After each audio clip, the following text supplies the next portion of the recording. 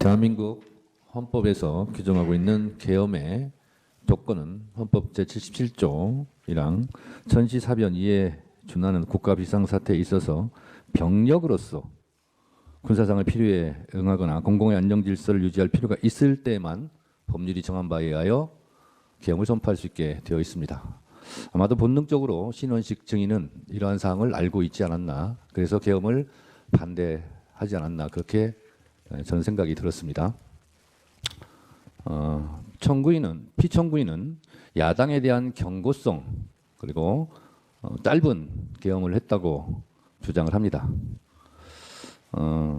그런데 경고성이라면 비상계엄 선포문에 옐로우 카드가 아닌 레드 카드보다 더 심한 야당과 국회에 대한 용어는 쓰지 않지 않았을까라는 생각이 듭니다. 국회를 범죄자 집단의 소굴이라고 표현했고, 또 이게 야당을 지칭한 거라면 더 문제가 있을 텐데 국회 야당을 지칭한 걸로 보이는데요. 국민의 자유와 행복을 약탈하고 있는 폐악질을 일삼는 파렴치한 종북 반국가 세력을 일거에 척결하고자 계엄을 선포한다고 했습니다. 과연 이게 국회에 대한 경고성과 어울리는 용어일까, 이런 생각이 들었습니다. 그러면서 줄탄핵, 예산 폭거, 특검 이런 것을 예를 드는데요. 이 탄핵과 예산과 특검은 엄연한 대한민국 국가에서 헌법적으로 법률적으로 보장하고 있는 국회의 권한입니다. 그 권한 행사가 마음에 들지 않는다 하여 국회를 척결의 대상, 반국가 집단, 범죄자 집단의 소굴로 국회를 인식했다면 이것이 과연 경고성이었을까라는 의구심은 저는 가지고 있습니다.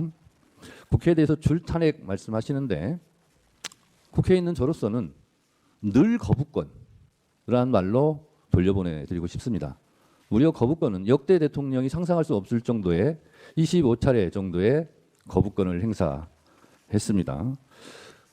정말 경고성이었다면 그냥 경고하면 될 것을 헌법에서 보장하고 있지 않는 엄연한 헌법 파괴 행위인 국회에 군대를 보내지 말았어야죠.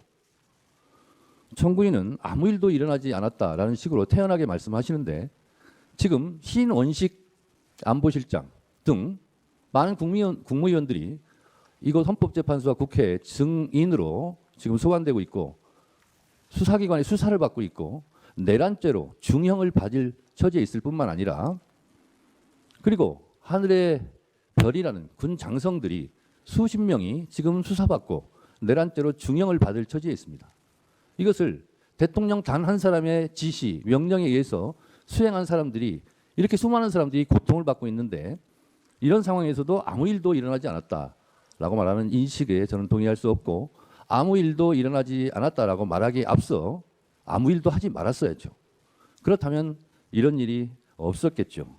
그래서 오늘 또다시 두 가지만 말씀드리자면, 제가 국회 소추위원으로 법사위원장으로 간첩죄에 대해서 거대 야당이 막았다고 그러는데 저희는 막은 적이 없습니다. 법안 소위나 그리고 법사위 전체회의에서 여러 가지 조정할 필요가 있고 좀 심사숙고할 필요가 있기 때문에 공청회 등 그런 수기 과정을 거치자라고 해서 지금 보류되어 있는 상태지, 야당이 결코 막았거나 이것이 간첩죄가 무산됐다거나 한 일이 없습니다. 그리고 아까 증언 과정에서 나왔다시피 초급 간부에 대한 국방 예산은 정부의 편성권을 갖고 있는 편성을 자체를 하지 않은 걸 가지고 야당의 책임을 떠넘기는 것은 참으로 비겁한 일이다, 이렇게 생각이 들어서 하나하나 팩트 체크도 진실이 드러나고 있는 만큼 또 야당에 대한 경고성 계엄은 결코 아니었다라는 생각이 저는 듭니다. 이상입니다. 예, 본인께 의견 전술 기회 드리겠습니다. 아까 그 소추 위원장께서 이런 줄탄핵, 예산, 입법의 폭거가 국회의 권한이라고 얘기를 하셨는데, 비상계엄의 선포와 그에 따르는 후속 조치도 엄연히 헌법상 대통령의 권한이라는 점을 말씀드립니다. 그리고 아무 일도 일어나지 않았다는 것은 바로 이 소추위원단과 민주당에서 만들어낸 내란 프레임으로 만들어낸 체포, 누구를 끌어내는 일, 그런 일이 전혀 일어나지 않았고, 국민들에게 어떤 군인들이 어떤 억압이나 공격을 가한 사실이 전혀 없고, 오히려 계엄 상황에서 경비와 질서 유지를 하러 간 군인들이 오히려 시민들한테 폭행을 당하는 그런 상황이었다는 그런 말씀을 드리고 정말 아무 일도 없게 되어야 한다고 생각합니다. 그리고 아까 지금 간첩법과 뭐 이런 그게 뭐 심사숙고하는 중이라고 하는데 이런 위헌적인 법들, 국익의 핵심 국익을 침해하는 법들을 아주 일방적으로 신속하게 국회에서 그렇게 많이 통과시켜 놓고 왜 이 간첩법은 문제가 많다는 얘기가 나온 지가 오래됐는데 아직도 계속 심사숙고하고 있는지 묻고 싶습니다. 그리고 법률안 거부권은 루즈벨트 대통령이나 레이건 대통령도 이미 개혁을 하는 과정에서 수백 번씩 한 바가 있습니다. 그리고 아까 국방부 지휘통제실의 결심지원실에 제가 좀 시간